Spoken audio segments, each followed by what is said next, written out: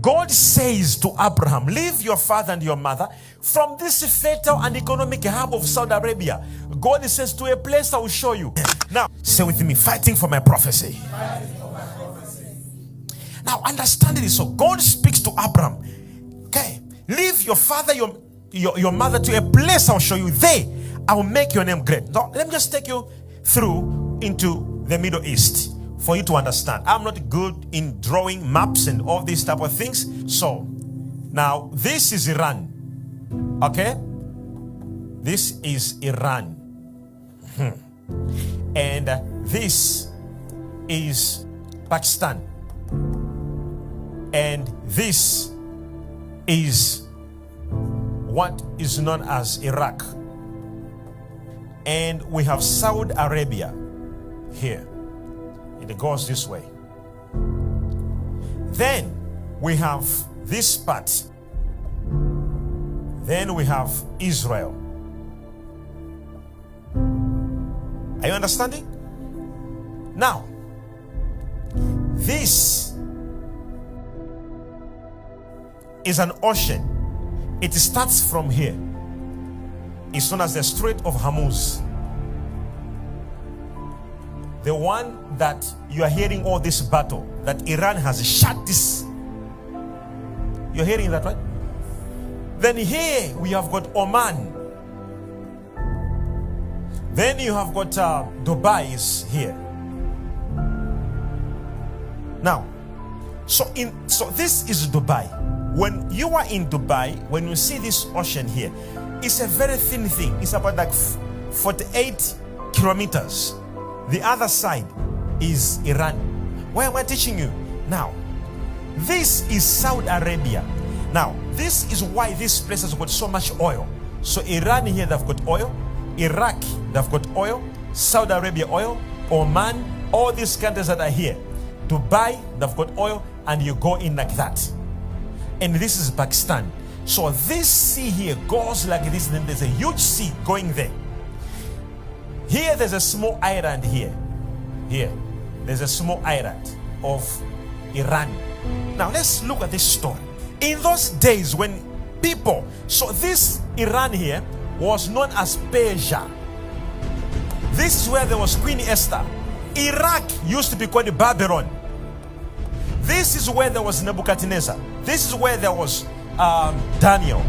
Now, this is Saudi Arabia, known as this place here, and where there is so much oil here. It's called This is where Abraham came from, here. Now, if you look at this place here, there's so much economic activity starting from here, here, here, here, and to Dubai here. This circle, because of the Strait of Hormuz, it gives them oil in all these places. And there's so much transportation, and it's an economic hub. It is what made these countries great. So Babylon was so great because of an economic activity happening here. Saudi Arabia and there was so much economic activity happening here. Persia was so much because of it. Are you understand what I'm trying to teach you? Now understand this. So this is Israel. This is a desert. Now, here there was nothing, there was no economic activity happening. Now, from here, you have got Egypt down here. You have got Egypt. Just look at this. This is a map. Now, real-time map. Then you have got Iraq or Babylon. So here there was a king, very powerful king in those days. These kings would conquer other nations and take people as captives and take them to Babylon to work as slaves. Persia would do the same. So there was a time Persia captured people here and they were here as slaves. That's when there was Queen Esther and they were being killed. There was Haman. You know that story, right? Yes. And eventually the king there married Queen Esther. So all the story of favor. She married the king of Iran, like the one who has just been killed 2 weeks ago, Ayatollah, who has been killed. Now imagine how that man was hating Israel. Imagine him now marrying an Israelite. How God can twist events. And then the one who was in charge of the whole nation here was Queen Esther. She's the one who was influencing decisions and everything else. So God will not put you in a position for nothing. God will put people on positions for influence, for impact. So this is Iran, known as Persia. This is Iraq. This is where there was Iraq too. It was a big empire. They also captured Israel at some point in time. And they were here because of disobedience. When envoys came from here to come to Israel, the king took with them and showed them the holy place they were not supposed to do. So God said, you will be captured and saved in Babylon. So they went here to save. That's when there was now Daniel being born, Shadrach, Meshach, Abednego being put in fire. So these countries, they have never loved Israel. They have captured. That's why until today, when Israel says, who kill you, they always answer back, because they have got a history to say, we once captured you as slaves. You were our slaves from a long time ago. That's why they answer back, because they feel that thing of saying we have superpowers also. You can't say anything to us. I hope you're getting it. So now imagine this, that God says to Abraham, leave your father and your mother from this fertile and economic hub of Saudi Arabia. God says, to a place I will show you. Now, Abraham had to obey and walk here. He walked this direction. He went up here and went into Syria, and boom, into what? The land of the Chaldeans, which is Israel. That time was not Israel yet. It's called the land of the Chaldeans. Are you understanding? Now, when he came here, there was drought. There was no food here. And then the Bible says he left from here and he went to Egypt to beg for food. Now, this man is coming all the way from an economic hub where there was prosperity and everything else. God is said, to a place I'll make your name great. Sometimes prophecy isn't about being comfortable. God can remove you from a comfortable place to a place where it will not even make sense. When he arrived here, he was shocked that the place had nothing.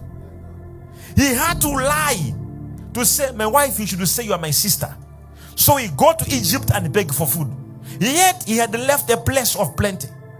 Some of you have got prophetic messages, and right now everything is not making sense. Yet you have a prophecy. But what did Abraham do here? He did not cry. He didn't blame God. The Bible says he built an altar. Karabahata. When things are not making sense and you have got a prophecy, instead of giving up, build an altar of prayer. Build an altar of faithfulness. Build an altar of giving. Build an altar of obedience. Build an altar. Somebody say an altar. The man left a place and went to a place far away. God said, there I'll make your name great. There was no any greatness smelling. Are you understanding me? This was not a place. There was no development at that time. It was just a village. There was no city in Israel at that point. He left a place of fruitfulness. Saudi Arabia was doing well because of its economic location. That is position. Dubai, all these countries here, they're very prosperous because they are at the hub of economic activity, shipping and all that type of things. So they had networks of ships and all other things here. And yet God said, leave to a place I'll make your name great. He arrives in the place to be great and he finds famine and there's no food. He has to lie to say, you should say you are my sister. Are you understanding this? He goes to Egypt to beg. But the moment he arrived in Egypt, the Bible says things changed. He was welcomed by the king. You're not getting it. And the king gave him half of the economy. In chapter 13, in verse 2, the Bible says Abraham became rich in gold, in silver, and in the livestock. But when he got all this prosperity, it did not change his prophecy. He went back to the place God has said, go to this place. I'm trying to talk to somebody. He could have thought, oh, now I am a rich man, I do business in this country, in Egypt. No, he left. He went back to the place God said he should